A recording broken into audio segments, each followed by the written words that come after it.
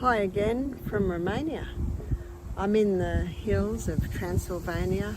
It's very beautiful here. It's one of the most beautiful places that I have been. And as I stand here appreciating the views, appreciating the fresh air, and appreciating the sunshine, and I think about poor old sun, how it's often misunderstood. The sun is not the enemy in the sky, it's the doctor in the sky. We need the sun.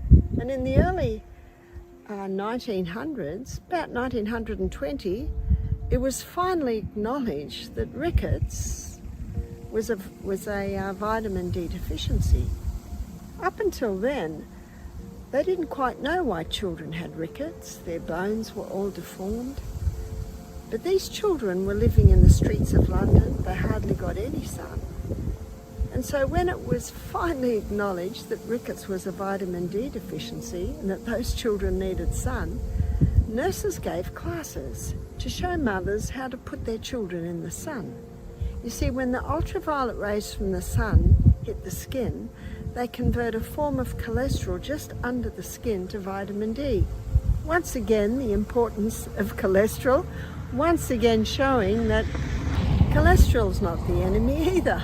There are a lot of myths. If you don't have enough cholesterol, then your body cannot make vitamin D out of the sunshine. And if you're not in the sunshine enough, you're not going to be able to get your vitamin D. And vitamin D is essential for the assimilation and utilization of calcium in the body. Calcium's called the king. And because it's called the king, it's often misunderstood. Calcium supplements are really not very good. They shouldn't be taken because we don't have any place in the body where there's straight calcium. The only time you might find calcium deposits is on the bones in the form of bone spurs, and that's actually not very good. Our bones are not made of calcium. Our bones are made of 12 minerals and 64 trace minerals. And to strengthen our bones, we need those minerals. So where are we going to get those minerals? Well, Dr. Robert Thompson, in his book, The Calcium Lie, he gives a very good explanation on the things I'm talking about. He shows that his belief in the Creator God is sustained by the fact that seawater is a combination of about 92 minerals in perfect proportion. And he claims that the clearest indicator of a Creator God is seawater because of that very fact. And in the war, the Navy, they would transfuse with seawater if one of the Navy men needed a blood transfusion, because very quickly the body can convert that seawater to blood because it is so similar. Good news is we don't have to drink seawater. We can get those minerals by using whole salts like the hand-harvested Celtic salt, the hand-harvested Baja salt.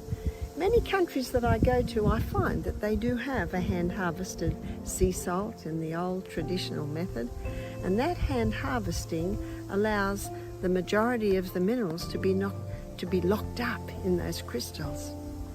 Yes, to get strong bones, we need the Celtic salt, we need minerals from dark green leafy vegetables, and we need the sunshine. Thank you, Dr. Sun.